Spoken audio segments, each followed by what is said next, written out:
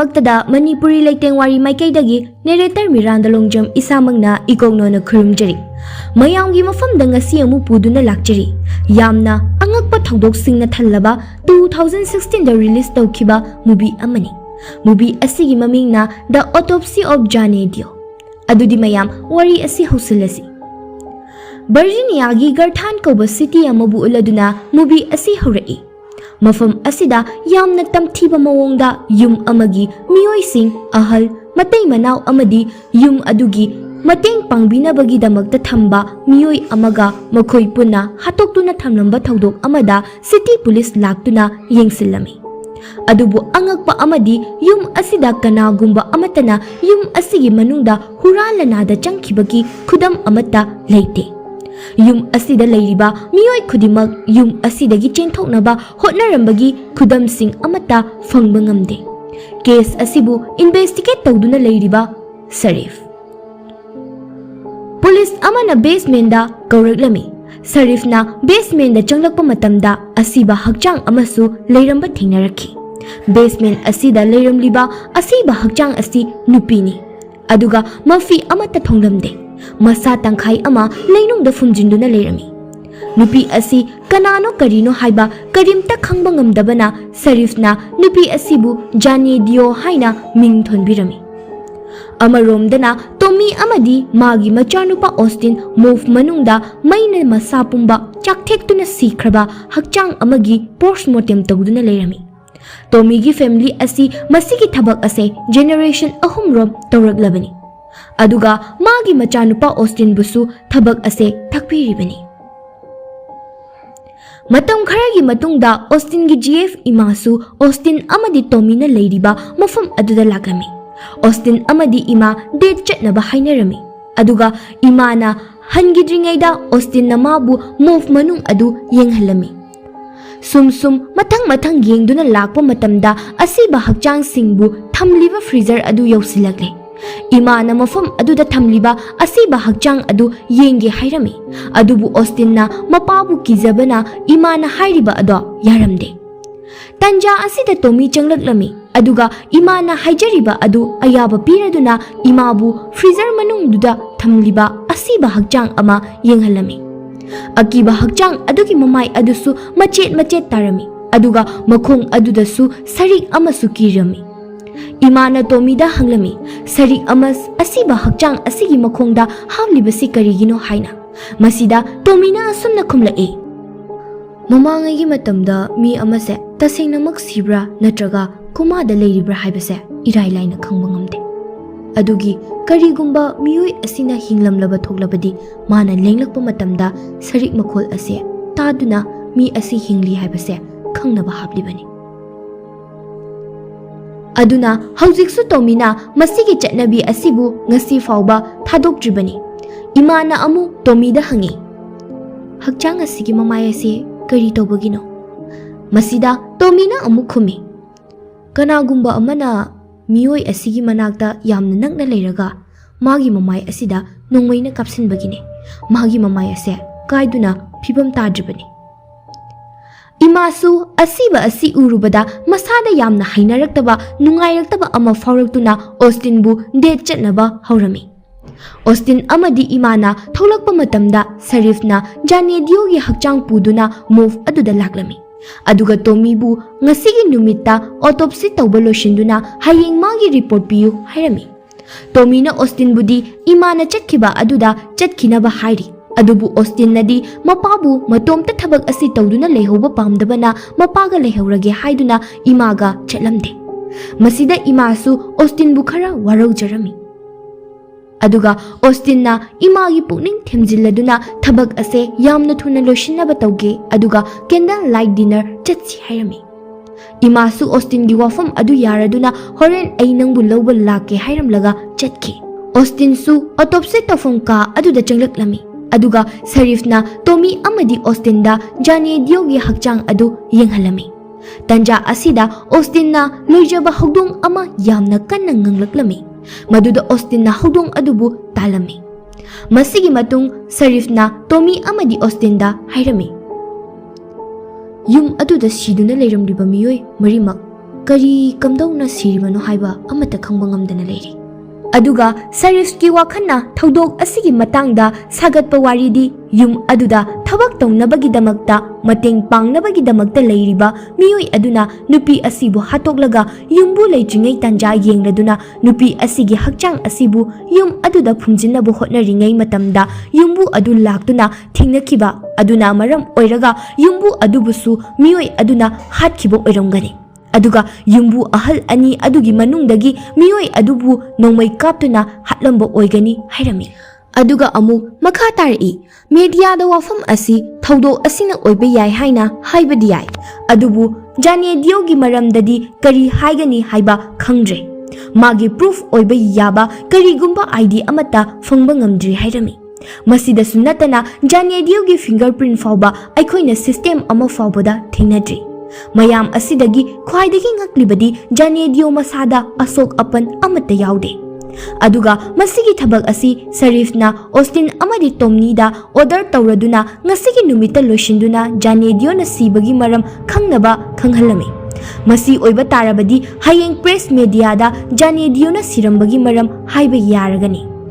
ꯑꯁꯨꯝꯅ ꯁꯔꯤꯐ ꯃꯐꯝ ꯑꯗꯨ ꯊꯥꯗꯣꯛꯇꯨꯅ ꯆꯠꯈꯤ꯫ ꯁꯔꯤꯐ ꯆꯠꯈ꯭ꯔꯕ ꯃꯇꯨꯡ ꯇꯣꯃꯤ ꯑꯃꯗꯤ ꯑꯣꯁꯇꯤꯟꯁꯨ ꯖꯥꯅꯦꯗꯤꯌꯣꯒꯤ ꯄꯣꯁꯠꯃꯣꯔꯇꯦꯝ ꯇꯧꯕ ꯍꯧꯔꯛꯂꯝꯃꯤ꯫ ꯑꯗꯨꯒ ꯅꯥꯀꯟꯗꯅ ꯔꯦꯗꯤꯑꯣ ꯑꯃꯁꯨ ꯊꯥꯔꯝꯃꯤ꯫ ꯔꯦꯗꯤꯑꯣ ꯑꯗꯨꯗ ꯍꯥꯏꯔꯛꯈꯤ, ꯉꯁꯤꯒꯤ ꯋꯦꯗꯔꯁꯦ ꯌꯥꯝꯅ ꯅꯨꯡꯉꯥꯏꯕ ꯑꯇꯤꯌꯥꯗ ꯏꯍꯥꯡ ꯍꯥꯡꯅ ꯂꯩꯕ ꯋꯦꯗꯔ ꯑꯃ ꯑꯣꯏꯅ ꯂꯩꯔꯤ꯫ ꯑꯗꯨꯒ ꯃꯁꯤꯒꯤ ꯋꯦꯗꯔ ꯑꯁꯤ ꯅꯨꯃꯤꯠ ꯈꯔꯅꯤꯗꯤ ꯑꯗꯨꯃꯛ ꯂꯩꯒꯅꯤ, ꯑꯍꯣꯡꯕ ꯂꯩꯔꯣꯏ꯫ ꯇꯣꯃꯤꯅ ꯖꯥꯅꯦꯗꯤꯌꯣ ꯑꯁꯤ ꯆꯥꯎꯔꯥꯛꯅ ꯆꯍꯤ 18ꯇꯒꯤ 24 ꯐꯥꯎꯕ ꯑꯣꯏꯔꯝꯕ ꯌꯥꯏ ꯍꯥꯏꯔꯝꯃꯤ꯫ ꯖꯥꯅꯦꯗꯤꯌꯣ ꯃꯁꯥꯗ ꯏ ꯆꯦꯜꯂꯤ ꯍꯥꯏꯕꯒꯤ ꯈꯨꯗꯝ ꯑꯃꯗꯤ ꯃꯥꯒꯤ ꯃꯁꯥꯗ ꯀꯔꯤꯒꯨꯝꯕ ꯑꯁꯣꯛꯄ ꯑꯃꯠꯇ ꯂꯩꯕ ꯎꯔꯝꯗꯦ꯫ ꯑꯣꯁꯇꯤꯟꯅ ꯖꯥꯅꯦꯗꯤꯌꯣꯒꯤ ꯍꯛꯆꯥꯡ ꯑꯁꯤꯒꯤ ꯑꯦꯡꯒꯜ ꯈꯨꯗꯤꯡꯒꯤ ꯐꯣꯇꯣ ꯀꯥꯞꯂꯝꯃꯤ꯫ ꯃꯁꯤꯗꯒꯤ ꯃꯈꯣꯏꯅ ꯖꯥꯅꯦꯗꯤꯌꯣꯒꯤ ꯃꯤꯠꯇ ꯌꯦꯡꯂꯨꯕ ꯃꯇꯝꯗ ꯖꯥꯅꯦꯗꯤꯌꯣꯒꯤ ꯃꯃꯤꯠ ꯑꯁꯤꯗꯤ ꯉꯧꯔꯣꯛ ꯉꯧꯗꯨꯅ ꯂꯩꯔꯝꯃꯤ꯫ ꯇꯣꯃꯤꯅ ꯍꯥꯏꯕꯒꯤ ꯃꯇꯨꯡ ꯏꯟꯅ ꯑꯁꯨꯝꯅ ꯃꯤꯠ ꯑꯁꯤ ꯑꯉꯧꯕ ꯃꯆꯨ ꯑꯣꯜꯂꯤꯕ ꯑꯁꯤꯒꯤ ꯃꯔꯝꯗꯤ ꯀꯅꯥꯒꯨꯝꯕ ꯃꯤꯑꯣꯏ ꯑꯃꯅ ꯁꯤꯕꯒꯤ ꯃꯇꯝꯁꯦ ꯀꯨꯏꯔꯛꯂꯕ ꯃꯇꯝꯗ ꯑꯣꯟꯕꯅꯤ꯫ ꯑꯗꯨꯕꯨ ꯖꯥꯅꯦꯗꯤꯌꯣꯒꯤ ꯍꯛꯆꯥꯡ ꯑꯁꯤꯗꯤ ꯇꯒꯠ ꯇꯒꯠ ꯇꯦꯛꯇꯨꯅ ꯁꯤꯕ ꯀꯨꯏꯗ꯭ꯔꯤꯕ ꯃꯤ ꯑꯃꯒꯨꯝꯅ ꯂꯩꯔꯤ꯫ ꯑꯗꯨꯒ ꯖꯥꯅꯦꯗꯤꯌꯣꯒꯤ ꯃꯁꯥ ꯑꯁꯤꯁꯨ ꯃꯌꯥꯝꯒꯤ ꯆꯥꯡꯗꯒꯤ ꯌꯥꯝꯅ ꯀꯥ ꯍꯦꯟꯅ ꯏꯪꯂꯝꯃꯤ꯫ ꯃꯁꯤꯅ ꯍꯥꯏꯔꯤꯕꯗꯤ ꯖꯥꯅꯦꯗꯤꯌꯣ ꯑꯁꯤ ꯁꯤꯕ ꯀꯨꯏꯔꯦ ꯍꯥꯏꯕꯅꯤ꯫ ꯑꯁꯨꯝꯅ ꯇꯣꯃꯤ ꯑꯃꯗꯤ ꯑꯣꯁꯇꯤꯟꯁꯨ ꯇꯧꯔꯤꯕ ꯃꯊꯧ ꯑꯁꯤꯗ ꯀꯔꯤꯒꯨꯝꯕ ꯋꯥꯈꯜ ꯑꯃꯠꯇ ꯁꯥꯒꯠꯄ ꯉꯝꯗ꯭ꯔꯦ꯫ ꯑꯣꯁꯇꯤꯟꯅ ꯖꯥꯅꯦꯗꯤꯌꯣꯒꯤ ꯃꯁꯥ ꯁꯨꯝ ꯌꯦꯡꯂꯛꯄꯗ ꯃꯥꯒꯤ ꯈ꯭ꯋꯥꯡ ꯑꯁꯤ ꯑꯁꯨꯛꯀꯤ ꯃꯇꯤꯛ ꯃꯁꯥꯒꯤ ꯍꯛꯆꯥꯡ ꯑꯁꯤꯒ ꯆꯥꯟꯅꯗꯕ ꯃꯑꯣꯡꯗ ꯄꯤꯛꯂꯝꯃꯤ꯫ ꯇꯣꯃꯤꯅ ꯖꯥꯅꯦꯗꯤꯌꯣꯒꯤ ꯃꯈ꯭ꯋꯥꯡꯒꯤꯗ ꯑꯃꯨꯛ ꯍꯥꯏ, ꯃꯍꯥꯛ ꯑꯁꯦ ꯍꯦꯛ ꯄꯣꯛꯂꯛꯄꯗꯒꯤ ꯑꯁꯨꯝꯅ ꯇꯧꯔꯛꯄ ꯑꯣꯏꯔꯝꯕꯁꯨ ꯌꯥꯏ꯫ ꯃꯁꯤꯒꯤ ꯃꯔꯛ ꯑꯁꯤꯗ ꯇꯣꯃꯤꯅ ꯖꯥꯅꯦꯗꯤꯌꯣꯒꯤ ꯕꯣꯗꯤ ꯑꯁꯤꯗ ꯃꯍꯥꯛꯀꯤ ꯈꯨꯗꯥꯡ ꯑꯅꯤ ꯑꯃꯗꯤ ꯃꯈꯣꯡ ꯑꯅꯤꯃꯛꯀꯤ ꯇꯥꯡꯒꯤ ꯁꯔꯨ ꯑꯁꯤ ꯇꯦꯛꯇꯨꯅ ꯂꯩꯔꯝꯕ ꯊꯦꯡꯅꯔꯛꯈꯤ꯫ ꯑꯗꯨꯕꯨ ꯃꯄꯥꯜꯊꯣꯡꯗꯗꯤ ꯁꯔꯨꯁꯤꯡ ꯑꯗꯨ ꯇꯦꯛꯂꯦ ꯍꯥꯏꯕꯒꯤ ꯀꯔꯤꯒꯨꯝꯕ ꯈꯨꯗꯝ ꯆꯥꯡꯗꯝ ꯑꯣꯏꯕ ꯌꯥꯕ ꯑꯁꯣꯛꯄ ꯑꯃꯠꯇ ꯂꯩꯇꯦ꯫ ꯇꯣꯃꯤꯅ ꯑꯃꯨꯛ ꯖꯥꯅꯦꯒꯤ ꯈꯨꯖꯤꯟꯁꯤꯡꯗ ꯌꯦꯡꯂꯛꯄ ꯃꯇꯝꯗ ꯈꯨꯖꯤꯟ ꯃꯅꯨꯡꯗ ꯀꯔꯤꯒꯨꯝꯕ ꯈꯔ ꯌꯥꯎꯗꯨꯅ ꯂꯩꯔꯝꯃꯤ꯫ ꯃꯈꯥ ꯇꯥꯅ ꯃꯗꯨꯒꯤ ꯃꯔꯝꯗ ꯌꯦꯡꯁꯤꯜꯂꯨꯕ ꯃꯇꯝꯗ ꯈꯨꯖꯤꯟ ꯃꯅꯨꯡꯗ ꯌꯥꯎꯔꯝꯂꯤꯕ ꯑꯁꯤ ꯄꯤꯠꯅꯤ ꯍꯥꯏꯕ ꯈꯪꯂꯝꯈꯤ꯫ ꯇꯣꯃꯤꯅ ꯍꯥꯏ, ꯆꯍꯤ ꯀꯌా ꯍꯧꯈ꯭ꯔꯦ ꯄꯤꯠ ꯑꯁꯤꯕꯨ ꯊꯦꯡꯅꯔꯛꯈꯤꯗꯕꯁꯦ? ꯑꯣꯁꯇꯤꯟꯅ ꯍꯪꯉꯤ, ꯄꯤꯛ ꯍꯥꯏꯕꯗꯤ ꯀꯔꯤꯅꯣ ꯍꯥꯏꯅ꯫ ꯃꯗꯨꯗ ꯇꯣꯃꯤꯅ ꯈꯨꯝꯂꯝꯃꯤ, ꯄꯤꯠ ꯍꯥꯏꯕ ꯑꯁꯤꯁꯨ ꯂꯩꯕꯥꯛ ꯃꯈꯜ ꯑꯃꯅꯤ, ꯑꯗꯨꯒ ꯃꯁꯤ ꯏꯪꯂꯦꯟ ꯑꯃꯗꯤ ꯅꯣꯔꯠ ꯀꯟꯇ꯭ꯔꯤꯁꯤꯡꯗ ꯐꯪꯕ ꯂꯩꯕꯥꯛ ꯃꯈꯜ ꯑꯃꯅꯤ꯫ ꯃꯁꯤꯒꯤ ꯄꯤꯠ ꯍꯥꯏꯔꯤꯕ ꯂꯩꯕꯥꯛ ꯃꯈꯜ ꯑꯁꯦ ꯃꯃꯥꯡꯉꯩ ꯃꯇꯝꯗ ꯀꯪꯍꯟꯗꯨꯅ ꯃꯩ ꯊꯥꯒꯠꯄ ꯃꯇꯝꯗ ꯌꯥꯝꯅ ꯁꯤꯖꯤꯟꯅꯔꯝꯃꯤ꯫ ꯖꯥꯅꯦꯒꯤ ꯈꯨꯖꯤꯟꯁꯤꯡꯗꯇ ꯅꯠꯇꯅ ꯃꯥꯒꯤ ꯃꯁꯝꯗꯁꯨ ꯄꯤꯠꯁꯤꯡ ꯌꯥꯎꯔꯝꯕ ꯊꯦꯡꯅꯔꯛꯈꯤ꯫ ꯁꯨꯝ ꯈꯟꯖꯤꯜꯂꯨꯕ ꯃꯇꯝꯗ ꯖꯥꯅꯦꯕꯨ ꯀꯅꯥꯒꯨꯝꯕ ꯃꯤꯑꯣꯏ ꯑꯃꯅ ꯂꯩꯕꯥꯛ ꯃꯅꯨꯡꯗ ꯃꯁꯥ ꯄꯨꯂꯞ ꯐꯨꯝꯖꯤꯜꯂꯝꯕꯁꯨ ꯃꯥꯜꯂꯤ꯫ ꯇꯣꯃꯤꯁꯨ ꯃꯥꯒꯤ ꯊꯕꯛ ꯃꯈꯥ ꯆꯠꯊꯅꯕ ꯍꯥꯏꯗꯨꯅ ꯖꯥꯅꯦꯒꯤ ꯕꯣꯗꯤꯗ ꯌꯦꯡꯁꯤꯜꯂꯛꯄ ꯃꯇꯝꯗ ꯑꯣꯁꯇꯤꯟ ꯑꯃꯗꯤ ꯇꯣꯃꯤꯅ ꯖꯥꯅꯦꯒꯤ ꯃꯃꯥꯏ ꯃꯃꯤꯠ ꯃꯅꯥꯀꯣꯡ ꯃꯅꯥꯇꯣꯟꯁꯤꯡꯗ ꯀꯔꯤꯒꯨꯝꯕ ꯑꯁꯣꯛꯄ ꯑꯃꯠꯇ ꯎꯔꯝꯗꯦ꯫ ꯑꯗꯨꯕꯨ ꯇꯣꯃꯤꯅ ꯖꯥꯅꯦꯒꯤ ꯃꯆꯤꯟ ꯀꯥꯍꯜꯂꯨꯕ ꯃꯇꯝꯗꯗꯤ ꯖꯥꯅꯦꯒꯤ ꯃꯔꯩ ꯑꯁꯤ ꯀꯛꯊꯠꯂꯝꯈꯤ꯫ ꯃꯁꯤ ꯎꯕꯗ ꯇꯣꯃꯤ ꯑꯃꯗꯤ ꯑꯣꯁꯇꯤꯟ ꯑꯉꯛꯄ ꯑꯣꯏꯔꯝꯃꯤ꯫ ꯖꯥꯅꯦ ꯃꯔꯩꯗ ꯂꯩꯔꯝꯂꯤꯕ ꯑꯁꯣꯛꯄ ꯑꯗꯨ ꯎꯕꯗ ꯀꯅꯥꯒꯨꯝꯕ ꯑꯃꯅ ꯃꯥꯒꯤ ꯃꯔꯩ ꯑꯁꯤꯕꯨ ꯆꯤꯡꯊꯣꯛꯂꯒ ꯀꯛꯊꯠꯈꯤꯕ ꯃꯥꯜꯂꯤ꯫ ꯇꯣꯃꯤꯅ ꯑꯃꯨꯛ ꯍꯥꯏ, ꯃꯁꯤꯗꯤ ꯍ꯭ꯌꯨꯃꯦꯟ ꯇ꯭ꯔꯥꯐꯤꯀꯤꯡꯒꯤ ꯀꯦꯁꯁꯨ ꯃꯥꯜꯂꯤ꯫ ꯉꯁꯤꯗꯒꯤ ꯆꯍꯤ 15ꯒꯤ ꯃꯃꯥꯡꯗ ꯑꯁꯤꯒꯨꯝꯕ ꯀꯦꯁ ꯑꯃ ꯊꯦꯡꯅꯈꯤ꯫ Case aduda nupi adugi makhut ani makhong ani punna punsinduna thamlami. Maramdi nupi adu chenkhidanabagini. Aduga makhoigi maraisu kakthatlami. Maramdi moina lauba khongba tawdanabani. Hojik fawbada thengnarakliba-sing asidagi Tommy amadi Austin na khalli Janibu oktabi oihanaba purakhibu oigani haiduna. Matang asida Austin na Jani gi mamai adubu photo kaplakpa matamda Jani manaton se lenglakpagum tawrami. Aduga tamna I taraklami. Amadi thangnaba mikupta Jani gi natondagi haying ama paithorakhirami. Masi urubada Tommy amadi Austin angakpa amaga tuminna yengduna leirami. Mathangi mikupta Tommy na Jani gi kathoktuna leiriba machin aduda yengluba matamda Jani gi ya ama yauramde. Aduga magi machindagi lang ama su fanglami. Makha tana thijinnaba lang adubu cheksina thamlami. Tommy na Jani gi private part ta yengluba matamda asokpagi dakfam kaya ama thengnarami. Adubu masimakna karigumba wafam amata lepadi ngamde. Jani gi hakchang mapan gi saruksing yengba loiraduna magi body asigi manung amu yengnaba Tommy amadi Austin na Jani gi hakchang adubu lenaba tawrami. Tanja asida weather ase yamna phalamde. Nongsu kanna tari. Masida natana akhak araugi makholna nilamki. Adubu pumnamakse nathaiduna mapa macha thabak makha chatharami. Austin na Jani gi masa adubu thangatladuna block amagi mathakta thamlami. Aduga Tommy na Jani gi masa adubu lenaba thang adu thangatpa matamda yamna ahawba makholda nong khaglakhi. Aduga makhoigi radio adusu signal mangduna sauraga leirami. Marak asida isai ama tharaklami. Open up your heart and let the sun shine in.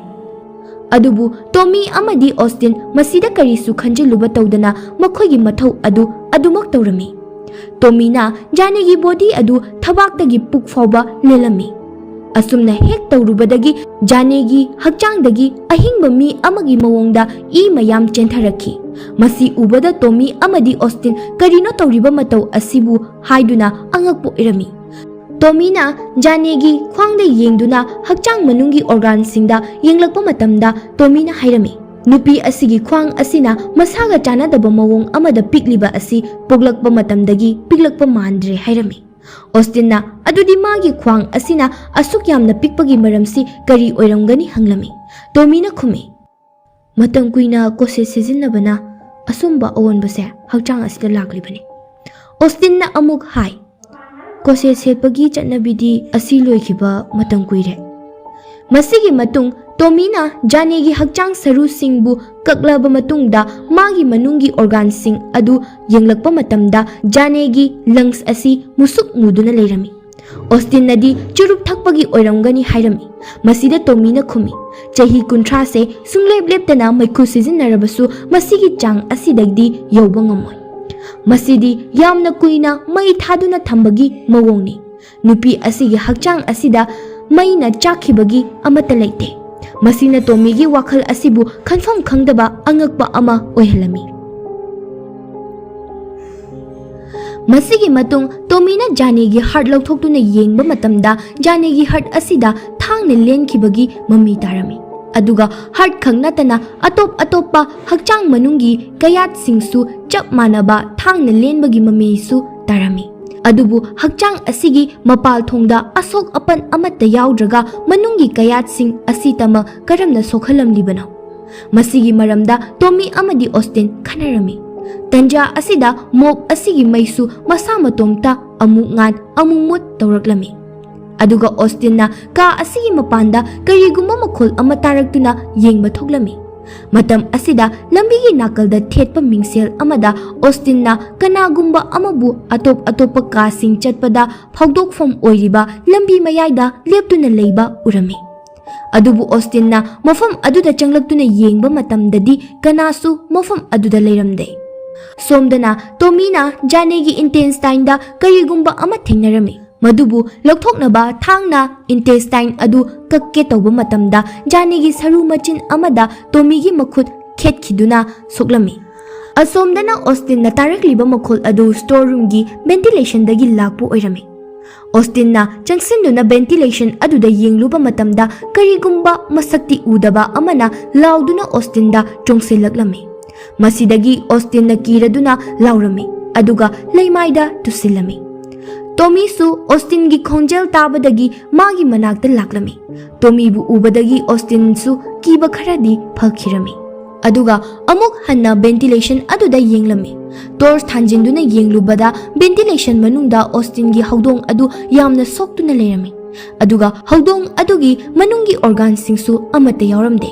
Austin amadi Tommy haudong adu ubada yamna nungairamde. Aduga haudong aduna awa chaina khangba adu yengba ngamdraduna Tommy na haudong adubu mangag laithek-laga hatlami. Aduga haudong adubu crematorium da pusinduna yamna ikai khumnaba amaga loinana magi mathau mangam pangthokpirami. Masigi matung makhoi thabak amuk makha chatharaduna janegi manungi kayat singda yenglakpa matamda lei amasu thengnarami. Tomina lei adugi maramda thiruba matamda lei adugi mami Jimson Wheat kurami.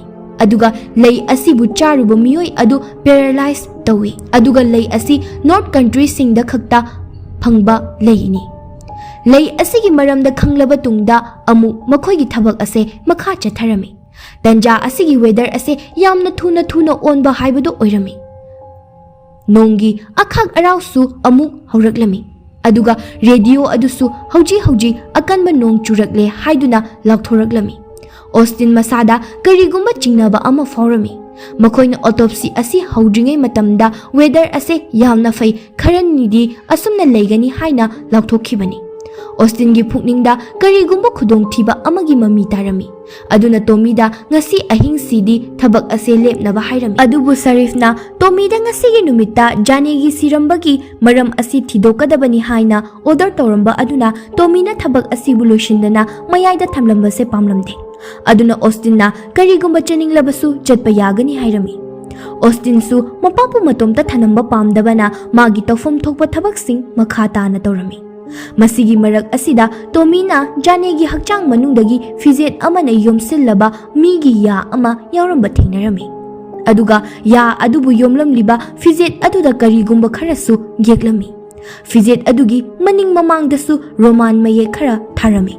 Aduga angakpa amana fizet adu janegi hakchang manungda leiramabasu fizet aduda karigumba akaiba amata yauramde. Asengbadi fizet asi janegi hakchang manungda leirakpa kuirabanina stomach acid na chathalampham thokpani. Aduga phi aduda yeglamlibasing adusu karigumba ritual amaga mari leinaba mali. Austin na fizet adubu lauraga hana mamangda janegi chindagi fanglakpa langla adu yengluba matamda langla adubu fizet adugi oirami. Aduga phi aduda yauramliba ya aduzu Austin na janegi maya ama yauramdaba mapa aduda haptuna yengluba matamda chap chanarami. Haibadi ya asi janegi ni haibani. Masidagi Austin na hairami. Kanagumba amana janegi ya asi thudeklaba matungda fizet aduda yomsinduna janeda namduna yolhankhiba oigani. Haujik faubada thengnaribasing asida Tomina jane ase karigumba ritual amagi damakta bali tawkhibani. Ahanbada magi makhong makhud animak punsilaba matungda magi marai adubu kakthatlaga lei adubu paralysis tare. Masidagi matung magi maya asibu thudeklaga phi asida yomsillaga mangonda nampuda yolhankhiba oigani. Masigi matungda mabu thangna mafam kaya lenduna sokhallaga mai thaba oigani. Asumna janegi misi asigi matang asida khallubada Tommy amadi Austin akiba ama poglami. Adubu makhoina hainariba pumbase janegi tagat tekliba masa asibu yenglubadadi chanadri. Matau karamna mi amabu masada sungthengdana asuk tamthina otlibano haibasida Tommy amadi Austin da yamna angakpo ama oiri. Matang asida amuksu radio asida weather report paraglami. Hauji nongi fibam asi yamna sathire akanba akhak araugi nong oire lepa kauba leitre hairami. Masigi marak asida radio gi signal asi mangbugum sauduna leramlaba matungda reporter gi khonjel amu taraki aduga hairei. Hauji oiriba nonglei nushit asibu thengnaba pamloi. Adubu masi thengnadrabadi lanthokuna chatpa ngamloi. ꯃꯁꯤꯗ ꯑꯣꯁꯇꯤꯟꯅ ꯃꯈꯣꯏꯕꯨ ꯀꯔꯤꯒꯨꯝꯕ ꯈꯨꯗꯣꯡꯊꯤꯕ ꯑꯃꯒꯤ warning ꯄꯤꯕꯅꯤ ꯍꯥꯏꯅ ꯈꯟꯗꯨꯅ ꯍꯧꯖꯤꯛꯃꯛ ꯃꯐꯝ ꯑꯁꯤꯕꯨ ꯊꯥꯗꯣꯛꯇꯨꯅ ꯆꯠꯅꯕ ꯇꯣꯃꯤꯗ ꯍꯥꯏꯔꯝꯃꯤ꯫ ꯑꯗꯨꯕꯨ ꯇꯣꯃꯤꯅ ꯊꯧꯑꯣꯏꯔꯝꯗꯦ꯫ ꯑꯗꯨꯒ ꯑꯣꯁꯇꯤꯟꯕꯨ ꯖꯥꯅꯦꯒꯤ ꯁ꯭ꯀꯤꯟ ꯂꯧꯊꯣꯛꯄꯗ ꯃꯇꯦꯡ ꯄꯥꯡꯂꯨꯅꯕ ꯍꯥꯏꯔꯝꯃꯤ꯫ ꯑꯣꯁꯇꯤꯟꯁꯨ ꯎꯄꯥꯏ ꯂꯩꯇ꯭ꯔꯗꯨꯅ ꯃꯄꯥꯅ ꯍꯥꯏꯔꯤꯕ ꯑꯗꯨ ꯑꯗꯨꯃꯛ ꯇꯧꯔꯗꯨꯅ ꯂꯩꯔꯝꯃꯤ꯫ ꯖꯥꯅꯦꯒꯤ ꯁ꯭ꯀꯤꯟ ꯄꯨꯝꯅꯃꯛ ꯂꯧꯊꯣꯛꯄ ꯂꯣꯏꯔꯗꯨꯅ ꯌꯦꯡꯂꯨꯕ ꯃꯇꯝꯗ ꯐꯤꯖꯦꯠ ꯑꯗꯨꯗ ꯏꯔꯝꯕ ꯑꯗꯨꯒꯨꯝꯅ ꯖꯥꯅꯦꯒꯤ ꯎꯟꯁꯥ ꯑꯗꯨꯗꯁꯨ ꯔꯣꯃꯥꯟ ꯃꯌꯦꯛꯁꯤꯡ ꯏꯗꯨꯅ ꯂꯩꯔꯝꯃꯤ꯫ ꯃꯁꯤ ꯀꯔꯤꯅꯣ ꯍꯥꯏꯕ ꯈꯪꯕ ꯉꯝꯗ꯭ꯔꯤꯉꯩ ꯀꯥ ꯑꯗꯨꯗ ꯊꯥꯜꯂꯝꯂꯤꯕ ꯕꯜꯕ ꯇ꯭ꯌꯨꯕ ꯄꯨꯝꯕ ꯄꯣꯈꯥꯏꯈꯤ꯫ ꯑꯗꯨꯅ ꯀꯥ ꯑꯁꯤ ꯑꯁꯨꯛꯀꯤ ꯃꯇꯤꯛ ꯑꯃꯝꯕ ꯍꯥꯏꯕꯗꯨ ꯑꯣꯏꯔꯦ꯫ ꯃꯁꯤꯗꯒꯤ ꯑꯣꯁꯇꯤꯟꯅ ꯇꯣꯔꯆ ꯊꯥꯟꯗꯨꯅ ꯌꯦꯡꯂꯛꯄ ꯃꯇꯝꯗ ꯀꯥ ꯑꯗꯨꯒꯤ ꯐ꯭रीꯖꯔꯗ ꯊꯝꯂꯝꯕ ꯑꯁꯤꯕ ꯍꯛꯆꯥꯡꯁꯤꯡ ꯑꯗꯨ ꯑꯃꯠꯇ ꯂꯩꯔꯝꯗ꯭ꯔꯦ꯫ ꯑꯗꯨꯒ ꯑꯊꯨꯕ ꯃꯇꯝꯗ ꯇꯣꯃꯤꯕꯨ ꯄꯨꯔꯗꯨꯅ ꯃꯐꯝ ꯑꯗꯨꯗꯒꯤ ꯊꯣꯛꯂꯛꯂꯝꯃꯤ꯫ ꯃꯐꯝ ꯑꯗꯨꯗꯒꯤ ꯃꯩ ꯃꯨꯠꯈꯤꯕꯗꯒꯤ ꯖꯦꯅꯦꯔꯦꯇꯔꯗꯒꯤ ꯃꯩ ꯊꯥꯜꯂꯝꯃꯤ꯫ ꯑꯗꯨꯕꯨ ꯃꯐꯝ ꯑꯗꯨꯒꯤ ꯂꯤꯐ ꯑꯗꯨꯗꯤ ꯃꯩ ꯂꯥꯛꯇꯕꯅ ꯌꯥꯔꯝꯗ꯭ꯔꯦ꯫ ꯑꯗꯨꯅ ꯁ꯭ꯇꯦꯌꯔꯗꯒꯤ ꯕꯦꯁꯃꯦꯟ ꯇꯝꯅ ꯆꯠꯂꯝꯃꯤ꯫ ꯑꯗꯨꯒ ꯕꯦꯁꯃꯦꯟꯒꯤ ꯊꯣꯡ ꯑꯗꯨ ꯍꯥꯡꯗꯣꯛꯅꯕ ꯇꯧꯔꯛꯄ ꯃꯇꯝꯗ ꯅꯣꯡꯂꯩ ꯅꯨꯡꯁꯤꯠ ꯑꯗꯨꯅ ꯃꯔꯝ ꯑꯣꯏꯔꯒ ꯎ ꯑꯃ ꯇꯦꯛꯂꯛꯇꯨꯅ ꯊꯣꯡ ꯑꯗꯨꯒꯤ ꯃꯊꯛꯇ ꯇꯥꯁꯤꯜꯂꯛꯄꯗꯒꯤ ꯊꯣꯡ ꯑꯗꯨ ꯍꯥꯡꯗꯣꯛꯄ ꯉꯝꯂꯝꯗꯦ꯫ ꯁꯔꯤꯐꯄꯨ ꯃꯈꯣꯏꯒꯤ ꯃꯇꯦꯡ ꯄꯥꯡꯕꯤꯅꯕ ꯀꯣꯜ ꯇꯧꯒꯦ ꯇꯧꯔꯛꯄ ꯃꯇꯝꯗ ꯃꯈꯣꯏꯒꯤ ꯐꯣꯟꯗ ꯁꯤꯒꯅꯦꯜ ꯑꯃꯠꯇ ꯐꯪꯂꯝꯗꯦ꯫ ꯑꯗꯨꯅ ꯃꯈꯣꯏꯒꯤ ꯑꯣꯐꯤꯁꯇ ꯊꯝꯂꯤꯕ ꯂꯦꯟꯗꯂꯥꯏꯟ ꯑꯗꯨ ꯇꯝꯅ ꯂꯥꯛꯂꯝꯃꯤ꯫ ꯇꯟꯖꯥ ꯑꯁꯤꯗ ꯃꯈꯣꯏ ꯇꯝꯅ ꯀꯅꯥꯅꯣ ꯑꯃ ꯂꯥꯛꯄꯒꯤ ꯈꯣꯡ ꯊꯥꯡꯕꯒꯤ ꯃꯈꯣꯜ ꯇꯥꯔꯛꯂꯝꯃꯤ꯫ ꯃꯁꯤꯗ ꯃꯈꯣꯏ ꯑꯅꯤ ꯀꯤꯔꯗꯨꯅ ꯑꯣꯐꯤꯁ ꯃꯅꯨꯡꯗ ꯆꯦꯟꯁꯤꯜꯂꯝꯃꯤ꯫ ꯑꯗꯨꯒ ꯑꯣꯐꯤꯁ ꯑꯗꯨꯒꯤ ꯊꯣꯡ ꯑꯗꯨ ꯃꯅꯨꯡꯗ ꯂꯣꯟꯁꯤꯜꯂꯝꯃꯤ꯫ ꯑꯗꯨꯒ ꯇꯣꯃꯤꯅ ꯁꯔꯤꯐꯇ ꯀꯣꯜ ꯇꯧꯔꯝꯃꯤ꯫ ꯁꯔꯤꯐꯇꯨ ꯄꯥꯏꯔꯛꯂꯝꯃꯤ꯫ ꯑꯗꯨꯕꯨ ꯁꯤꯒꯅꯦꯜ ꯑꯁꯤ ꯌꯥꯝꯅ ꯄꯤꯛꯅ ꯐꯪꯕꯅ ꯋꯥ ꯍꯥꯏꯕ ꯑꯃꯠꯇ ꯊꯥꯔꯝꯗꯦ꯫ ꯑꯗꯨꯒ ꯀꯣꯜ ꯑꯗꯨꯁꯨ ꯇꯠꯈꯤꯔꯝꯃꯤ꯫ ꯑꯁꯨꯝꯅ ꯃꯈꯣꯏ ꯑꯅꯤ ꯃꯐꯝ ꯑꯗꯨꯗꯒꯤ ꯊꯣꯛꯄ ꯉꯝꯗꯅ ꯂꯩꯔꯤ꯫ ꯑꯗꯨꯒ ꯃꯐꯝ ꯑꯁꯤꯗꯒꯤ ꯊꯣꯛꯅꯕ ꯑꯇꯣꯞꯄ ꯎꯄꯥꯏꯁꯤꯡ ꯊꯤꯔꯝꯃꯤ꯫ ꯇꯟꯖꯥ ꯑꯁꯤꯗ ꯁꯔꯤꯛ ꯃꯈꯣꯜ ꯑꯃ ꯇꯥꯔꯛꯂꯝꯃꯤ꯫ ꯃꯁꯤꯅ ꯍꯥꯏꯕꯗꯤ ꯑꯁꯤꯕ ꯍꯛꯆꯥꯡ ꯑꯃ ꯃꯈꯣꯏ ꯇꯝꯅ ꯂꯥꯛꯂꯦ ꯍꯥꯏꯕꯅꯤ꯫ ꯁꯨꯝ ꯁꯨꯝ ꯂꯥꯛꯇꯨꯅ ꯑꯁꯤꯕ ꯍꯛꯆꯥꯡ ꯑꯗꯨ ꯃꯈꯣꯏꯅ ꯂꯩꯔꯤꯕ ꯀꯥ ꯑꯗꯨꯒꯤ ꯊꯣꯡ ꯐꯥꯎꯕ ꯌꯧꯁꯤꯜꯂꯛꯂꯝꯃꯤ꯫ ꯃꯈꯣꯏꯅ ꯃꯐꯝ ꯑꯗꯨꯗ ꯑꯁꯤꯕ ꯍꯛꯆꯥꯡ ꯑꯗꯨ ꯂꯩꯔꯦ ꯍꯥꯏꯕꯁꯦ ꯇꯁꯦꯡ ꯇꯁꯦꯡꯅ ꯐꯥꯎꯔꯝꯃꯤ꯫ ꯑꯣꯁꯇꯤꯟꯅ ꯊꯣꯡ ꯑꯗꯨꯒꯤ ꯃꯄꯥꯟꯗ ꯃꯈꯥ ꯄꯥꯛꯊꯗꯨꯅ ꯌꯦꯡꯂꯨꯕ ꯃꯇꯝꯗ ꯑꯁꯤꯕ ꯍꯛꯆꯥꯡ ꯑꯗꯨꯒꯤ ꯃꯈꯣꯡ ꯑꯗꯨ ꯎꯔꯝꯃꯤ꯫ ꯃꯗꯨ ꯎꯔꯕꯗ ꯑꯣꯁꯇꯤꯟ ꯄꯥꯈꯠꯂꯝꯃꯤ꯫ ꯃꯇꯝ ꯑꯁꯤꯗ ꯑꯁꯤꯕ ꯑꯗꯨꯅ ꯆꯪꯁꯤꯜꯂꯛꯇꯨꯅ ꯊꯣꯡ ꯑꯗꯨ ꯊꯨꯒꯥꯏꯔꯒ ꯆꯪꯂꯛꯅꯕ ꯇꯧꯔꯝꯃꯤ꯫ ꯇꯣꯃꯤ ꯑꯃꯗꯤ ꯑꯣꯁꯇꯤꯟꯅ ꯊꯣꯡ ꯑꯗꯨꯕꯨ ꯑꯆꯧꯕ ꯎꯄꯨ ꯑꯃꯅ ꯉꯥꯛꯁꯤꯟꯗꯨꯅ ꯊꯝꯂꯝꯃꯤ꯫ ꯑꯁꯤꯕ ꯑꯗꯨꯁꯨ ꯊꯣꯡ ꯑꯗꯨ ꯊꯤꯟꯕ ꯌꯥꯕ ꯊꯤꯜꯂꯝꯂꯒ ꯇꯨꯃꯤꯟꯅ ꯂꯩꯈꯤꯔꯝꯃꯤ꯫ ꯍꯟꯗꯛꯇꯤ ꯑꯣꯁꯇꯤꯟꯁꯨ ꯊꯣꯛꯂꯤꯕ ꯊꯧꯗꯣꯛꯁꯤꯡ ꯄꯨꯝꯅꯃꯛ ꯑꯁꯦ ꯖꯥꯅꯦꯅ ꯇꯧꯍꯟꯕꯅꯤ ꯍꯥꯏꯅ ꯊꯥꯖꯔꯦ꯫ ꯖꯥꯅꯦ ꯄꯨꯔꯛꯇ꯭ꯔꯤꯉꯩ ꯃꯇꯝꯗ ꯃꯐꯝ ꯑꯁꯦ ꯀꯔꯤꯁꯨ ꯇꯧꯔꯝꯕ ꯅꯠꯇꯦ꯫ ꯑꯗꯨꯕꯨ ꯃꯐꯝ ꯑꯁꯤꯗ ꯖꯥꯅꯦ ꯄꯨꯔꯛꯇꯨꯅ ꯃꯥꯒꯤ ꯄꯣꯁꯃꯣꯔꯇꯦꯝ ꯇꯧꯕꯁꯤ ꯍꯦꯛ ꯍꯧꯔꯛꯄ ꯃꯤꯀꯨꯞ ꯑꯗꯨꯗꯒꯤ ꯍꯧꯔꯛꯈꯤꯕꯅꯤ ꯍꯥꯏꯔꯝꯃꯤ꯫ ꯑꯗꯨꯕꯨ ꯇꯣꯃꯤꯅꯗꯤ ꯑꯣꯁꯇꯤꯟꯒꯤ ꯋꯥꯐꯝ ꯑꯗꯨ ꯊꯥꯖꯔꯝꯗꯦ꯫ ꯇꯣꯃꯤꯅ ꯃꯥꯒꯤ ꯃꯈꯨꯠꯇ ꯁꯣꯛꯂꯤꯕ ꯑꯗꯨꯗꯒꯤ ꯏ ꯊꯣꯛꯂꯛꯄ ꯑꯗꯨ ꯎꯔꯛꯇꯨꯅ ꯃꯗꯨ ꯆꯥꯝꯊꯣꯛꯅꯕ ꯋꯥꯁꯔꯨꯝꯗ ꯆꯪꯂꯝꯃꯤ꯫ ꯇꯟꯖꯥ ꯑꯁꯤꯗ ꯃꯐꯝ ꯑꯗꯨꯗ ꯂꯩꯕ ꯄꯔꯗꯥ ꯑꯃ ꯂꯦꯡꯂꯛꯂꯝꯃꯤ꯫ ꯃꯁꯤꯗꯒꯤ ꯇꯣꯃꯤꯅ ꯄꯔꯗꯥ ꯑꯗꯨꯒꯤ ꯃꯅꯥꯛꯇ ꯆꯪꯁꯤꯜꯂꯝꯃꯤ꯫ ꯃꯇꯝ ꯑꯁꯤꯗ ꯄꯔꯗꯥ ꯑꯗꯨꯒꯤ ꯃꯅꯤꯡꯗ ꯃꯃꯤ ꯑꯃ ꯑꯣꯁꯇꯤꯟꯅ ꯎꯔꯝꯃꯤ꯫ ꯑꯗꯨꯒ ꯇꯣꯃꯤꯗ ꯃꯗꯨ ꯇꯝꯕ ꯅꯪꯗ꯭ꯔꯤꯉꯩ ꯇꯣꯃꯤꯅ ꯄꯔꯗꯥ ꯑꯗꯨ ꯍꯥꯏꯗꯣꯛꯂꯝꯃꯤ꯫ ꯃꯇꯝ ꯑꯁꯤꯗ ꯃꯃꯤ ꯑꯗꯨ ꯂꯩꯔꯝꯗ꯭ꯔꯦ꯫ ꯃꯐꯝ ꯑꯗꯨꯗꯒꯤ ꯃꯥꯡꯈꯤꯔꯝꯃꯤ꯫ ꯄꯔꯗꯥ ꯃꯅꯤꯡꯗꯒꯤ ꯃꯃꯤ ꯑꯗꯨ ꯂꯩꯔꯝꯗꯕ ꯎꯕꯗ ꯑꯣꯁꯇꯤꯟ ꯄꯥꯈꯠꯄ ꯈꯔꯗꯤ ꯐꯔꯝꯃꯤ꯫ ꯑꯗꯨꯕꯨ ꯊꯪꯅꯕ ꯃꯤꯀꯨꯞꯇ ꯀꯔꯤꯒꯨꯝꯕ ꯑꯃꯅ ꯇꯣꯃꯤꯗ ꯑꯦꯇꯦꯛ ꯇꯧꯔꯝꯃꯤ꯫ ꯑꯗꯨꯒ ꯕꯥꯊꯔꯨꯝꯒꯤ ꯊꯣꯡ ꯑꯗꯨꯕꯨ ꯃꯁꯥ ꯃꯇꯣꯟꯇ ꯂꯣꯟꯁꯤꯟꯈꯤꯔꯝꯃꯤ꯫ ꯑꯗꯨꯒ ꯕꯥꯊꯔꯨꯝ ꯃꯅꯨꯡ ꯑꯗꯨꯗ ꯇꯣꯃꯤꯕꯨ ꯃꯁꯛ ꯎꯗꯕ ꯃꯃꯤ ꯑꯗꯨꯅ ꯐꯨꯔꯛꯇꯨꯅ ꯇꯣꯃꯤꯕꯨ ꯁꯣꯛꯍꯜꯂꯝꯃꯤ꯫ ꯑꯣꯁꯇꯤꯟꯅ ꯆꯦꯟꯁꯤꯟꯗꯨꯅ ꯊꯣꯡ ꯑꯗꯨꯕꯨ ꯅꯝꯈꯥꯏꯔꯝꯃꯤ꯫ ꯑꯗꯨꯒ ꯃꯄꯥꯒꯤ ꯃꯅꯥꯛꯇ ꯆꯪꯂꯝꯃꯤ꯫ ꯇꯣꯃꯤ ꯂꯩꯃꯥꯏꯗ ꯇꯥꯔꯗꯨꯅ ꯑꯅꯥꯕ ꯈꯪꯂꯝꯃꯤ꯫ ꯑꯣꯁꯇꯤꯟꯅ ꯇꯣꯃꯤꯕꯨ ꯄꯨꯊꯣꯔꯛꯇꯨꯅ ꯑꯁꯣꯛꯄꯁꯤꯡ ꯑꯗꯨꯕꯨ ꯍꯤꯗꯥꯛ ꯍꯥꯞꯄꯤꯔꯝꯃꯤ꯫ ꯊꯧꯗꯣꯛ ꯑꯁꯤꯗꯒꯤ ꯇꯣꯃꯤꯁꯨ ꯄꯨꯝꯅꯃꯛ ꯑꯁꯦ ꯖꯥꯅꯦꯅ ꯇꯧꯍꯟꯕꯅꯤ ꯍꯥꯏꯅ ꯈꯪꯈꯤ꯫ ꯑꯗꯨꯒ ꯖꯥꯅꯦꯒꯤ ꯕꯣꯗꯤ ꯑꯁꯤꯕꯨ ꯂꯣꯏꯁꯤꯟꯅꯕ ꯃꯈꯣꯏ ꯑꯅꯤ ꯑꯣꯇꯣꯞꯁꯤ ꯔꯨꯝ ꯑꯗꯨꯗ ꯑꯃꯨꯛ ꯂꯥꯛꯂꯝꯃꯤ꯫ ꯃꯈꯣꯏꯅ ꯆꯪꯂꯛꯄ ꯃꯇꯝꯗ ꯖꯥꯅꯦꯒꯤ ꯕꯣꯗꯤ ꯑꯗꯨꯗꯒꯤ ꯂꯧꯊꯣꯛꯇꯨꯅ ꯊꯝꯂꯝꯕ ꯑꯣꯔꯒꯥꯟꯁꯤꯡ ꯑꯗꯨ ꯂꯣꯏꯅ ꯄꯨꯝꯊꯔꯝꯃꯤ꯫ ꯑꯗꯨꯕꯨ ꯖꯥꯅꯦꯒꯤ ꯕꯣꯗꯤ ꯑꯗꯨꯗꯗꯤ ꯍꯥꯟꯅꯒꯤ ꯆꯥꯡꯗ ꯀꯩꯁꯨ ꯑꯀꯥꯏꯕ ꯑꯃꯠꯇ ꯂꯩꯇꯅ ꯇꯒꯠ ꯇꯒꯠ ꯇꯦꯛꯅ ꯂꯩꯔꯝꯃꯤ꯫ ꯖꯥꯅꯦꯒꯤ ꯕꯣꯗꯤꯁꯤꯅ ꯑꯣꯔꯒꯥꯟꯁꯤꯡ ꯑꯗꯨꯕꯨ ꯉꯥꯛꯇꯨꯅ ꯊꯝꯂꯝꯕ ꯃꯥꯜꯂꯤ꯫ ꯃꯥꯒꯤ ꯕꯣꯗꯤꯗꯒꯤ ꯂꯧꯊꯣꯛꯂꯨꯕ ꯃꯇꯝꯗ ꯄꯨꯝꯊꯈꯤꯔꯝꯃꯤ꯫ ꯑꯁꯨꯝꯅ ꯖꯥꯅꯦꯒꯤ ꯍꯛꯆꯥꯡ ꯑꯗꯨꯕꯨ ꯄꯣꯠꯂꯣꯏꯅꯕꯒꯤꯗꯃꯛꯇ ꯀ꯭ꯔꯤꯃꯤꯇꯣꯔꯤꯌꯝꯗ ꯄꯨꯔꯛꯅꯕ ꯇꯧꯔꯛꯄ ꯃꯇꯝꯗ ꯀꯥ ꯑꯗꯨꯒꯤ ꯊꯣꯡ ꯑꯁꯤ ꯃꯁꯥ ꯃꯇꯣꯝꯇ ꯂꯣꯟꯁꯤꯟꯖꯔꯝꯃꯤ꯫ Austinna singjang ama pairaga thong adu yansilami. Maduda thong adu machet ama kairami. Akaiba machet aduda Austinna yengluba matamda asiba nupi amagi hakchang ama leptuna leirami. Masi urubada Tommy amadi Austin angakpaga akibagana pungthan-thankhre. Thintaba tawdana Austinna Janegi body adubu fuel haijinduna mai tharami. Adubu Janegi body asibu thadoglaga ka asida leiramba pochai sing pumba chakba horami. Janegi maramda research tawbagi che chang photo sing amadi camera fawba maina chaklami. Adubu Janegi body adudi karimta tawramde. Masidagi Tomina mai adusu mapung phana muthatlami. Aduga Janegi masada chakliba mai asi Janegi body asina chupsin khiba asisu makhoina urami. Aduga haujiksu Janegi body asida karigumba dag amata taramde. Tanja asida maisu laglami. Aduga lipsu yarami. Masidagi Tomina singjang ama pairaduna makhoi ani thawai hingjanaba leaf adu tamna chelami. Adubu makhoina leaf adu yaudringai leaf ki thong adu thingjenkhiduna mathaglomda karami. Matam asida asiba hakchang amana makhoi tamna lakpa urami. Masi urubadagi Austinna pakhat-pakhatna leaf ki button aduda hanjin-hanjinna namsillami. Asiba adusu makoigi manakta yamna naksillaglami. Makoi anidi madu ubada yamna pakhatlami. Tanja asida leaf kumlakpagi makolsu taraklami. Austinna leaf ki thong adubu hangdokladuna makoi ani leaf adugi manungda changsallami. Adubu khudong thiba asina makhoibu nanthokduna chilhanningdabagumna leaf ki thong asi lonsinba loidringaida mai mutkhirami.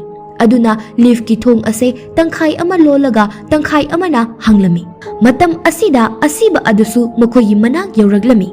Masidagi Tomina akiba amaga loinana singjang adusu asiba aduda yansilami. Matam asida asiba adugi mahutta nupi amana laubagi makol oina taraklami. Makol adu tabadagi Austinna leaf tagi chenthokduna yengluba matamdadi Tomina asiba ni khanna singjang ne yaluriba adudi Austin gi GF ima oiramki. Ima gi mangakta singjang aduna yansinbadagi imana yamna wana chaina adubu khanglamlaga sikhirami. Imana asumna sikhiba asi ubada Austin yamna kanna kablami. Magi thamoibu thimjinjaba ngamlamde. Austinna imabu numidangda mabu lawba laknaba haikibani. Tommy amadi Austin su khanglami. Janena magi sakti sijinnaduna makhoigi mamitta seranana uhanbani haibasi. Asum tawna Jane imabu asiba hakchang amani khalankhibani. Austin amadi Tommy akiba pakhatpa nungaitaba mayam asiga leaf manung adudagi amu changsenduna famlami. Matam asida Austin gi wakhalda wahang ama laklami. Jane gi sakti sijinnaduna makhoi ngasaina hatokhiba yarabani. Adubu Jane makhoibu haujik fawba hataduna thamliba asi karigino. Aduga wafam amasu Austin na khalami. Jane gi masa asibu lendringai matamda radio da indirect oina warning kaya ama pikhibani. Masina haibadi karigumba wafam kharadi Jane na khanghaningdabagini. Aduna Jane gi autopsy asi loishinnaba tawsi kanana khangba magi autopsy asi loirakpada karigumba makhoigi thawai kanja hoba yaba wafam ama khanglakpasu. Masi haineraduna leaf adudagi tholaktuna autopsy room tamna laglami. Matam asida Jane na crematorium adu mai thangkatuna maikhugi maikhu ngakta ngairami. Maikhu marak adudagi lakpa matamda asiba amana Tomibu yamna phuramduna Tomibu yamna sokhalami. Austinna Tomibu autopsy room adu tamna puraklami. Aduga thong adubu yamna chetna lonsilami. Haujik Jane gi kok asi hangadaba khakta ngairabani. Aduna Austinna Jane gi kokki saru singbu lengkhairaduna Jane gi makok adu hangdoklami. Matam asidasu Jane gi brain asi atai organ singum asok apan amata yaudana phana leirami. Austinna Jane gi brain machet ama lauraduna microscope ta yengluba matamda Tommy amadi Austin angakpana thalami.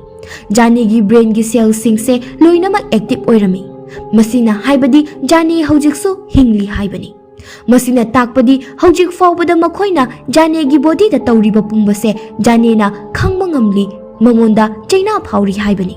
Wafam mayam asina makhoi anibu asuki matik laita handaba haibado oire. ꯖꯥꯅꯦꯒꯤ ꯃꯁꯥꯗꯒꯤ organ ꯈꯨꯗꯤꯡꯃꯛ ꯂꯣꯏꯅ ꯂꯧꯊꯣꯛꯂꯕ ꯃꯇꯨꯡ ꯁꯤ ꯐꯥꯎꯕꯗ ꯖꯥꯅꯦ ꯃꯇꯧ ꯀꯔꯝꯅ ꯍꯤꯡꯗꯨꯅ ꯂꯩꯔꯤꯕꯅꯣ? ꯇꯣꯃꯤꯅ ꯈꯜꯂꯛꯏ ꯖꯥꯅꯦꯕꯨ ꯀꯔꯤꯒꯨꯝꯕ ꯁꯛꯇꯤ ꯑꯃꯅ ꯍꯧꯖꯤꯛ ꯐꯥꯎꯕ ꯍꯤꯡꯍꯟꯗꯨꯅ ꯊꯝꯕ ꯃꯥꯜꯂꯤ꯫ ꯇꯟꯖꯥ ꯑꯁꯤꯗ ꯑꯣꯁꯇꯤꯟꯅ ꯖꯥꯅꯦꯒꯤ ꯍꯛꯆꯥꯡ ꯃꯅꯨꯡꯗ ꯌꯥꯎꯔꯝꯕ ꯐꯤꯖꯦꯠ ꯑꯗꯨꯕꯨ ꯃꯅꯤꯡ ꯑꯣꯟꯊꯣꯛꯂꯒ ꯌꯦꯡꯂꯨꯕ ꯃꯇꯝꯗ ꯔꯣꯃꯥꯟ ꯃꯌꯦꯛ ꯈꯔ ꯏꯔꯝꯃꯤ꯫ ꯃꯗꯨ ꯄꯨꯟꯁꯤꯟꯗꯨꯅ ꯋꯥꯍꯩ ꯑꯃ ꯇꯥꯔꯝꯃꯤ, ꯂꯦꯚꯤꯇꯤꯀꯁ 20:27꯫ ꯋꯥꯍꯩ ꯑꯁꯤ ꯍꯦꯛ ꯇꯥꯕꯗꯒꯤ ꯇꯣꯃꯤꯅ ꯕꯥꯏꯕꯜ ꯑꯃ ꯄꯨꯊꯣꯔꯛꯇꯨꯅ ꯆꯦꯞꯇꯔ ꯑꯃ ꯍꯥꯡꯗꯣꯛꯂꯝꯃꯤ꯫ ꯆꯦꯞꯇꯔ ꯑꯁꯤꯒꯤ ꯃꯃꯤꯡꯅ ꯂꯤꯚꯤꯇꯤꯀꯁ 20:27꯫ ꯃꯇꯝ ꯑꯁꯤꯗ ꯑꯣꯁꯇꯤꯟꯅ ꯐꯤꯖꯦꯠ ꯑꯗꯨꯕꯨ ꯆꯍꯤ ꯁꯣꯛ ꯑꯃ ꯏꯔꯝꯕꯁꯨ ꯊꯦꯡꯅꯔꯝꯈꯤ꯫ ꯁꯣꯛ 1693 ꯃꯇꯝ ꯑꯁꯤꯗ ꯇꯣꯃꯤꯕꯨ ꯂꯤꯚꯤꯇꯤꯀꯁ 20:27 ꯆꯦꯞꯇꯔ ꯑꯗꯨ ꯕꯥꯏꯕꯜꯗ ꯄꯥꯕ ꯍꯧꯔꯛꯂꯝꯃꯤ꯫ ꯆꯦꯞꯇꯔ ꯑꯗꯨꯗ ꯑꯁꯨꯝꯅ ꯏꯔꯝꯃꯤ, ꯀꯅꯥꯒꯨꯝꯕ ꯅꯨꯄꯥ ꯅꯠꯇ꯭ꯔꯒ ꯅꯨꯄꯤ ꯑꯃꯅ ꯁꯦꯇꯥꯟꯒ ꯃꯔꯤ ꯂꯩꯅꯔꯕꯗꯤ ꯅꯨꯄꯥ ꯅꯠꯇ꯭ꯔꯒ ꯅꯨꯄꯤ ꯑꯗꯨꯕꯨ ꯍꯥꯠꯇꯣꯛꯈꯤꯒꯗꯕꯅꯤ, ꯃꯔꯝꯗꯤ ꯃꯍꯥꯛ ꯑꯗꯣ ꯍꯤꯡꯆꯥꯕꯤ ꯑꯃꯅꯤ꯫ ꯑꯣꯁꯇꯤꯟꯅ ꯇꯣꯃꯤꯗ ꯍꯥꯏꯔꯛꯈꯤ, ꯁꯣꯛ 1693ꯒꯤ ꯃꯇꯝ ꯑꯁꯤꯗ ꯏꯪꯂꯦꯟꯗ ꯆꯍꯤ ꯅꯧꯔꯤꯕꯤ ꯅꯨꯄꯤ ꯀꯌꯥꯕꯨ ꯍꯤꯡꯆꯥꯕꯤꯅꯤ ꯍꯥꯏꯗꯨꯅ ꯕꯖꯥꯔ ꯃꯌꯥꯏꯗ ꯄꯨꯊꯣꯛꯇꯨꯅ ꯃꯩ ꯊꯥꯈꯤꯕ, ꯑꯗꯨꯒ ꯃꯁꯤꯒꯤ ꯊꯧꯗꯣꯛ ꯑꯁꯦ ꯁꯦꯂꯨꯟ ꯋꯤꯠꯆ ꯇ꯭ꯔꯥꯏꯌꯦꯜ ꯍꯥꯏꯅ ꯈꯪꯅꯩ꯫ ꯃꯌꯥꯝ ꯑꯁꯤꯕꯨ ꯄꯨꯟꯁꯤꯜꯂꯗꯨꯅ ꯇꯣꯃꯤ ꯑꯃꯗꯤ ꯑꯣꯁꯇꯤꯟꯅ ꯋꯥꯔꯣꯏꯁꯤꯟ ꯑꯃ ꯄꯨꯔꯛꯂꯝꯃꯤ, ꯃꯗꯨꯗꯤ ꯖꯥꯅꯦꯁꯨ 1693ꯒꯤ ꯁꯦꯂꯨꯟ ꯋꯤꯠꯆ ꯇ꯭ꯔꯥꯏꯌꯦꯜ ꯑꯁꯤꯗ ꯍꯥꯠꯈꯤꯕ ꯑꯣꯏꯒꯅꯤ꯫ ꯑꯗꯨꯒ ꯃꯁꯤꯗꯤ ꯇꯣꯃꯤꯅ ꯊꯥꯖꯕ ꯋꯥꯐꯝ ꯑꯃꯅ ꯋꯤꯠꯆꯅꯤ ꯍꯥꯏꯗꯨꯅ ꯃꯩ ꯊꯥꯕꯤꯈ꯭ꯔꯕ ꯅꯨꯄꯤꯁꯤꯡ ꯑꯗꯨꯕꯨ ꯋꯤꯠꯆ ꯅꯠꯇꯦ, ꯁꯨꯝꯅꯇꯪꯒꯤ ꯋꯥꯈꯜ ꯂꯩꯅꯥ ꯂꯩꯕ ꯃꯤꯑꯣꯏꯁꯤꯡꯅꯤ, ꯑꯗꯨꯒ ꯃꯌꯥꯝꯒꯤ ꯐꯠꯇ꯭ꯔꯕ ꯊꯥꯖꯕꯤ ꯑꯁꯤꯅ ꯃꯈꯣꯏꯕꯨꯁꯨ ꯌꯥꯎꯈꯤꯕꯅꯤ꯫ ꯑꯗꯨꯕꯨ ꯍꯧꯖꯤꯛ ꯊꯣꯛꯈ꯭ꯔꯤꯕ ꯑꯀꯤꯕ ꯊꯧꯗꯣꯛꯁꯤꯡ ꯑꯁꯤꯕꯨꯁꯨ ꯅꯥꯊꯩꯕ ꯉꯝꯗꯦ꯫ ꯇꯣꯃꯤꯒꯤ ꯋꯥꯈꯜꯗ ꯀꯔꯤꯒꯨꯝꯕ ꯑꯃ ꯈꯜꯂꯛꯂꯝꯃꯤ, ꯑꯇꯩ ꯅꯨꯄꯤꯁꯤꯡꯒꯨꯝꯅ ꯖꯥꯅꯦꯁꯨ ꯋꯤꯠꯆ ꯑꯃ ꯑꯣꯏꯔꯝꯗꯕ ꯌꯥꯏ, ꯑꯗꯨꯒ ꯃꯈꯣꯏꯅ ꯇꯧꯕꯤꯈꯤꯕ ꯔꯤꯆꯨꯑꯦꯜ ꯑꯗꯨꯅ ꯑꯣꯟꯅ ꯇꯩꯅꯅ ꯆꯠꯈꯤꯗꯨꯅ ꯏꯆꯝ ꯆꯝꯖꯕ ꯅꯨꯄꯤ ꯑꯃꯕꯨ ꯋꯤꯠꯆ ꯑꯃ ꯑꯣꯏꯅ ꯑꯣꯟꯊꯣꯛꯄꯤꯈꯤꯕ ꯃꯥꯜꯂꯤ꯫